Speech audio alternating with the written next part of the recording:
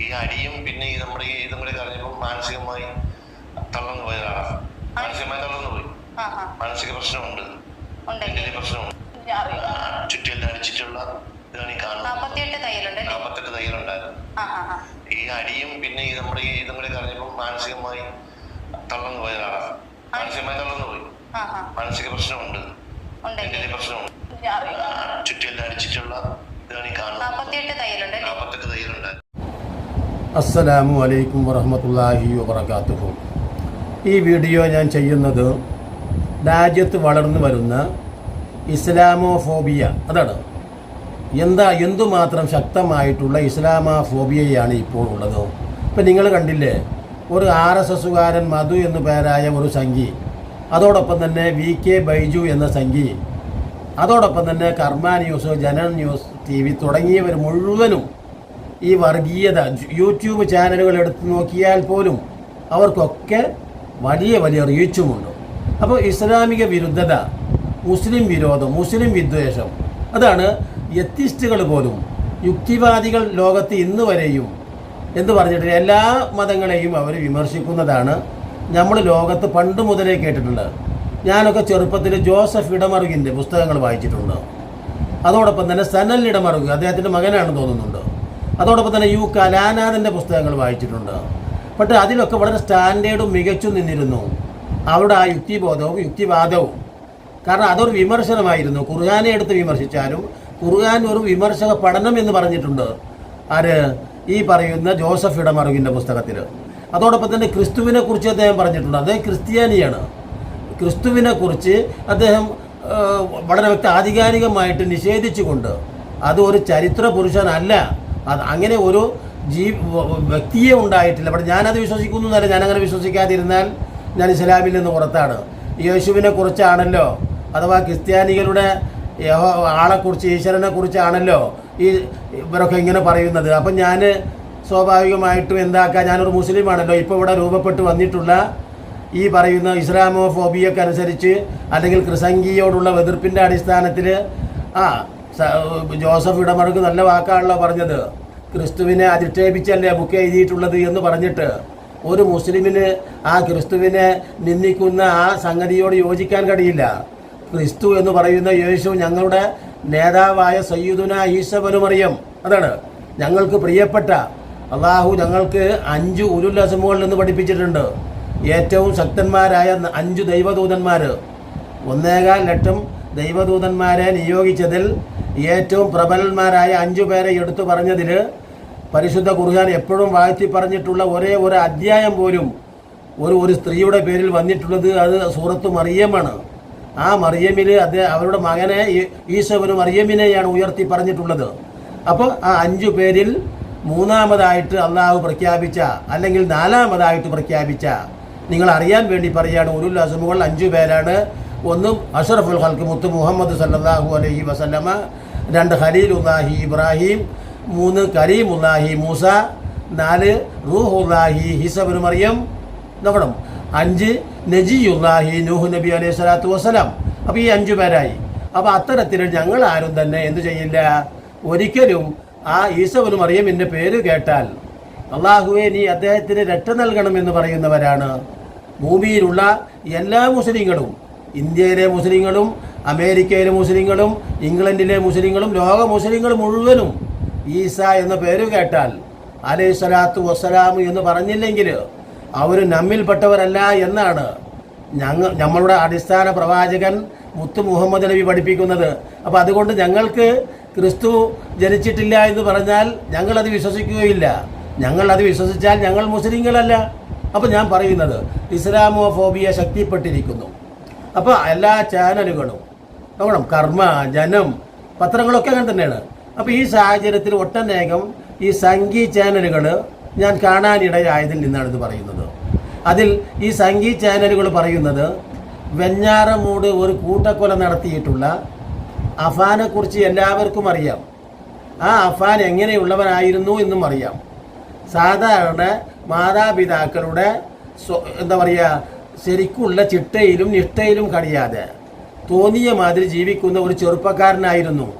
പക്ഷേ പിന്നീട് അവൻ നോക്കണം. അത് ഇപ്പോൾ ഈയിടെയാണത് അങ്ങനെ ആയിത്തീർന്നത്. ആദ്യ കാലത്തൊക്കെ ഈ ചെറുക്കൻ പള്ളിയിൽ പോകും, നമസ്കരിക്കും. ആലോചിച്ച് നോക്കൂ, മദ്രസയിൽ പഠിച്ചിട്ടുണ്ട്. മദ്രസയിൽ പഠിച്ചാൽ പിന്നെ ജാമ്യതക്ക് വേറെ ഒന്നും പറയാൻ വേണ്ട. മദ്രസ പൊട്ടലുമാണ്. അവിടെ പോയിട്ടുണ്ട്, അവിടെ സൗദിയയിൽ പോയി, സിറിയയിൽ പോയിട്ടുണ്ടെന്നാണ് ജാമ്യത പറയുന്നത്. സിറിയയിൽ പോയാൽ എന്താ അതിൻ്റെ അർത്ഥം? ആ അഫാൻ്റെ ഓരോ പ്രവൃത്തികളും അഥവാ ISISന്റെ പ്രവൃത്തികളായിട്ടാണ് കാണുന്നത് എന്ന് ജാമ്യതയും മറ്റും പറയുന്നതായിട്ട് ഞാൻ കേട്ടിട്ടുണ്ട്. മുസംഗികളും സംഘികളും ഒന്നിച്ച് പറയുന്നുണ്ട്. അപ്പോൾ അഫാൻ ഖുർആൻ പഠിച്ചിട്ടുണ്ട്, അഫാൻ മദ്രസയിൽ പോയിട്ടുണ്ട്, അഫാൻ പള്ളിയിൽ പോയിട്ടുണ്ട്, അഫാൻ കൃത്യമായിട്ട് നമസ്കരിക്കുന്ന ആളാണ്, അഫാൻ്റെ തുണി മുട്ടുവരെയാണ് എന്ന് പറഞ്ഞാൽ നെയ്യാണിക്കു താഴെ. ഇസ്ലാമാണ് അഫാൻ യഥാർത്ഥത്തിൽ ഇത്തരത്തിൽ കൊള്ളരുതാത്തവനാക്കിയത്. സിറിയയിൽ പോയി, ബാപ്പ അവിടെ സൗദി അറേബ്യയിലായിരുന്നു. ബാപ്പ സൗദി അറേബ്യയിലായിരുമ്പോൾ ബാപ്പ സ്വാഭാവികമായിട്ടും ഒരു 10-24 വയസ്സായ മക്കളെ എന്താണ് ചെയ്യുക? എവിടേക്കെങ്കിലും തെന്നിത്തെറിച്ച് പോകണ്ട എന്ന നിലക്ക് ബാപ്പ ഇവനെ ഒരിക്കൽ വിസിറ്റിന് കൊണ്ടുപോയിരുന്നു സൗദിയയിലേക്ക്. അപ്പോൾ ഓൻ അവിടുന്ന് ചാടിപ്പിടിച്ച് സിറിയയുമായി ബന്ധപ്പെട്ട് അവിടുത്തെ ISIS കേന്ദ്രത്തിൽ എത്തപ്പെട്ട് പ്രത്യേക പരിശീലനം നേടി. എന്നിട്ട് കേരളത്തിൽ വന്നു. അതാണ് 5-6 മാസം അവിടെ നിന്നിട്ടുള്ളൂ. അപ്പോൾ നല്ല പരിശീലകനായി മാറി. എന്നിട്ടോ ആ പരിശീലകൻ അങ്ങനെയാണ് യഥാർത്ഥത്തിൽ ഇവന് ഈ കുടുംബത്തെയും ഉമ്മയടക്കം 5 പേരെയും തീർക്കാനുള്ള പ്രത്യേക പരിശീലനം അവന് കിട്ടിയത്. അല്ലെങ്കിൽ അവന് വേറെ പരിശീലനത്തിനൊന്നും അവൻ പോയിട്ടില്ലെന്നാണ് ഈ സംഘി മീഡിയകൾ പറയുന്നത്. അപ്പോൾ ഇത്ര വ്യക്തമായ രീതിയിൽ ഈ 5 പേരെയും വളരെ എളുപ്പത്തിൽ, ഈസിയിൽ, നിഷ്പ്രയാസം, നിഷ്കരുണം എന്ന് പറഞ്ഞാൽ നമ്മളൊക്കെ പറയുമല്ലോ, ഒരു ചെറിയ ദയ. നമ്മളൊക്കെ ഒരു തവളനെ പിടിച്ച് കൊല്ലുമ്പോൾ എന്താ ഉണ്ടാവുക? ഒരു ചെറിയ ദയയുണ്ടാകും അല്ലേ? നമ്മളെ വീട്ടിൽ നമ്മളെ ഉപദ്രവിക്കാൻ വരുന്ന ജീവികളെപ്പോലും നമ്മൾ അതിനെ തച്ച് ഇല്ലാതാക്കുമ്പോൾ നമ്മൾക്ക് മനസ്സിന് ഒരു വേദന തോന്നും. അത് വല്ലാത്തൊരിത് അല്ലേ? അപ്പോൾ ഒരു ചെറിയ തവളക്കുട്ടി അത് നമ്മെ ഉപദ്രവിക്കുന്ന സാധനമല്ല. ആ തവളക്കുട്ടിയെ ഇല്ലാതാക്കുമ്പോൾ, കൊല്ലുമ്പോൾ നമ്മൾക്ക് ഭയങ്കര വിഷമമുണ്ടാവും അല്ലേ? ഒരു പൂച്ചക്കുട്ടി കിണറ്റിൽ വീണാൽ എന്താ നമ്മളെ മനസ്സ്? ഒരു കോഴിക്കുട്ടി കുളത്തിൽ വീണാൽ, ഒരു പോത്തുംകുട്ടി എവിടെയെങ്കിലും വീണാൽ നമ്മളുടെ മനസ്സ്, മനുഷ്യ മനസ്സ് എന്ന് പറയുന്നത് ദയയുടെയും കാരുണ്യത്തിൻ്റെയുമാണ്. സർവശക്തനായ ദൈവത്തിൻ്റെതാണ്. ഫനഫഖതു ഫീഹി മിർ റൂഹി എന്നാണ് പറഞ്ഞത്. മനുഷ്യർക്ക് എൻ്റെ ആത്മാവിൽ നിന്നാണ് വെച്ചു കൊടുത്തിട്ടുള്ളത്. അപ്പോൾ അങ്ങനെ വരുമ്പോൾ ആ ദയാലുവായ റബ്ബിൻ്റെ, സംരക്ഷകനായ സൃഷ്ടാവിൻ്റെ, ഈശ്വരൻ്റെ, ദൈവത്തിൻ്റെ ഉത്കൃഷ്ടമായ സ്വഭാവ ഗുണങ്ങൾ ഉള്ളവനാണ് യഥാർത്ഥത്തിൽ മനുഷ്യൻ എന്ന് പറഞ്ഞാൽ. അപ്പോൾ ആ മനുഷ്യൻ ഇത്ര മൃഗമായി തീർന്നു. മൃഗമല്ല, ഇത്ര വലിയ പിശാച് പോലും ചെയ്യാൻ അറക്കുന്ന പിശാച് അഫാൻ ചെയ്തത് ചെയ്യുമോ? അപ്പോൾ ഇത്തരത്തിൽ കൈ അറപ്പ് തീർന്ന് എന്തിനും തയ്യാറായി. ADM ഉപയോഗിക്കാൻ തുടങ്ങി, മദ്യം ഉപയോഗിച്ച്, അങ്ങനെയൊക്കെ ഉപയോഗിച്ചാൽ പോലും ഇങ്ങനെ ഒരു 5 എണ്ണത്തിന് നിമിഷങ്ങൾക്കുള്ളിൽ പ്ലാനിങ്ങോടുകൂടെ തീർക്കാൻ കഴിഞ്ഞത് ഈ സിറിയയിൽ നിന്നുള്ള പ്രത്യേക പരിശീലനത്തിൽ നിന്നാണ് എന്നാണ് സംഘി മീഡിയകൾ ഇപ്പോൾ പറഞ്ഞുകൊണ്ടിരിക്കുന്നത്. അതാണ് ഞാനിത് ഒരു വീഡിയോയിൽ നിന്ന് കേട്ടതാണ്. അതുകൊണ്ടാണ് അഫാനെ ഇത്തരത്തിലുള്ള ഒരു അവസ്ഥയിലേക്ക് എത്തിച്ചത്. അവിടെ ISISൽ നിന്ന് പരിശീലനം നേടിയത് കൊണ്ടാണ്. എന്തുകൊണ്ടെന്നാൽ എല്ലാ ലക്ഷണങ്ങളും ഒത്തു വന്നിട്ടുണ്ട് അഫാനിൽ. ഇടത്തോട്ടാണ് മുണ്ടെടുക്കുന്നത്. ആലോചിച്ച് നോക്കണം. പള്ളിയിൽ പോകുന്നുണ്ട്, ബിസ്മില്ലാഹി അല്ലാഹു അക്ബർ എന്ന് പറഞ്ഞിട്ടാണ് ഓരോരുത്തരെയും എന്താക്കിയത്? കശാപ്പിന് ഇരയാക്കിയത്. നമ്മളൊക്കെ കോഴികളെ അറക്കുമ്പോൾ ബിസ്മില്ലാഹി അല്ലാഹു അക്ബർ എന്ന് അറക്കുന്നത് കാണാമല്ലോ. നമ്മളൊക്കെ മുസ്ലിമീങ്ങളൊക്കെ ഒരു അറവ് നടത്തുമ്പോൾ ബിസ്മില്ലാഹി റഹ്മാനിർ റഹീം, പിന്നെ അല്ലാഹു അക്ബർ അല്ലാഹു അക്ബർ. അപ്പോൾ അഫാന് തീർച്ചയായിട്ടും അങ്ങനെ ഈ കൊല നടത്തുമ്പോൾ ബിസ്മില്ലാ വിളിച്ചിട്ടുണ്ട് എന്നാണ് ഈ സംഘി പത്രങ്ങളും സംഘി ചാനലുകളും പറയുന്നത്. പിന്നെ അല്ലാഹു അക്ബർ എന്നും പറഞ്ഞിട്ടുണ്ട്. പിന്നെ നമസ്കരിക്കുന്നത് അവൻ കഅബയിലേക്ക് തിരിഞ്ഞിട്ടാണ്. ഓന് ഇടക്ക് പള്ളിയിൽ വരാറുണ്ട് എന്നാണ് പറഞ്ഞത്. കഅബയിലേക്ക് തിരിഞ്ഞ് നിസ്കരിക്കുക എന്ന് പറഞ്ഞാൽ സൗദി അറേബ്യയാണ് കഅബ. അപ്പോൾ ആ കഅബയുടെ പരിസരത്താണ്, അറബ് സംസാരിക്കുന്നവരാണ്. എന്തുകൊണ്ട് സംസ്കൃതം സംസാരിക്കുന്നില്ല? എന്തുകൊണ്ട് നമസ്കാരത്തിൽ ഇംഗ്ലീഷും മലയാളവും സംസാരിക്കുന്നില്ല? മറിച്ച് അറബ് സംസാരിക്കുന്നു. അപ്പോൾ അഫാൻ അറബാണ് സംസാരിക്കുന്നത്. അതുകൊണ്ടാണ് സിറിയയിലെത്തിയത്. അതുകൊണ്ടാണ് കഅബയുടെ പരിസരത്താണ് സിറിയ. അതുകൊണ്ടാണ് ആ സിറിയയിൽ ISIS അഥവാ ഇസ്ലാമിക തീവ്രവാദികളുടെ കേന്ദ്രം, ആ കേന്ദ്രം എല്ലാം കൊണ്ടും പരിശീലിച്ചു ആ കേന്ദ്രത്തിൽ നിന്ന്. അങ്ങനെയാണ് അഫാൻ ഇത്രയും വിദഗ്ധമായിട്ട് കൊല്ലുമ്പോൾ പോലും ഈ പറയുന്ന തീവ്ര ഇസ്ലാമിക ചിട്ടകൾ, തീവ്ര ഇസ്ലാമിക മര്യാദകൾ ഒന്നും മറക്കാതെയാണ്, വളരെ മാന്യമായിട്ടാണ് അഫാൻ ഇത്തരത്തിലുള്ള ഈ 4-5 കൊലപാതകങ്ങൾ നടത്തിയത് എന്നാണ് സംഘികൾ ഇപ്പോൾ പറയുന്നത് എന്നാണ് കേൾക്കാൻ. സംഘി മീഡിയകൾ ഇത് പ്രചരിപ്പിക്കുകയാണ് എന്നാണ് അറിയുന്നത്. കാരണം അവർ പ്രചരിപ്പിക്കുന്നത് ഇങ്ങനെ തന്നെയാണല്ലോ യഥാർത്ഥത്തിൽ. കാരണം ഇവ ഈ മധു എന്ന് പറയുന്ന ആ RSSന്റെ ആളുകൾ പറയുന്ന ഷവർമ പോലും, ഷവർമ എന്ന് പറഞ്ഞ ആരാ? ഷവർമ കഴിച്ചിട്ട് ആരാണ് മരിച്ചത്? ഒരു ആയിഷ ഇല്ല, മുഹമ്മദ് ഇല്ല, അബൂബക്കർ ഇല്ല, നോക്കണം, ഒരു റഷീദില്ല, മറിച്ച് അതിൽ ഒരു വർമ്മയുണ്ട്. ഇത്തരത്തിലുള്ള ഈ വർഗീയ വിഷം ഇങ്ങനെ വിളമ്പി കൊടുക്കുകയാണ്. സാങ്കല്പികമായിട്ട് പോലും ചിന്തിക്കാൻ കഴിയാത്ത കാര്യങ്ങളാണ് ഈ സംഘികൾ പറഞ്ഞു വരുത്തുന്നത്. പക്ഷേ അതാണ് അവരുടെ എല്ലാ സംഘി യൂട്യൂബ് ചാനലുകളിലും പ്രചരിപ്പിച്ചു കൊണ്ടിരിക്കുന്നത്. കഅബയിലേക്ക് തിരിഞ്ഞാണ് നിസ്കരിക്കുന്നത് മുസ്ലിങ്ങൾ. അത് ശരിയാണ്. മുസല്ലി ഫർദൽ ദൂരി അർബഅ റകഅത്തിൻ മുതവജ്ജിഹൻ മിനൽ ഖിബലത്തി അഥവാ കഅബത്തിലില്ലാഹി തആല എന്നാണ് ഓരോ മുസ്ലിമും വിശ്വാസിയും അവർ നിയ്യത്ത് തന്നെ വെക്കുന്നത്, കഅബയിലേക്ക് തിരിഞ്ഞിട്ട്. അപ്പോൾ അവരുടെ കൂറ് എവിടേക്കാണ്? സിറിയയിലേക്കാണ്, കഅബയിലേക്കാണ്, സൗദി അറേബ്യയിലേക്കാണ്. അപ്പോൾ അവർ ഇതൊക്കെ ചെയ്യും. അവർ കണ്ടുമുട്ടുമ്പോൾ സംസാരിക്കുന്നത് അസ്സലാമു അലൈക്കും എന്നാണ് ആദ്യം.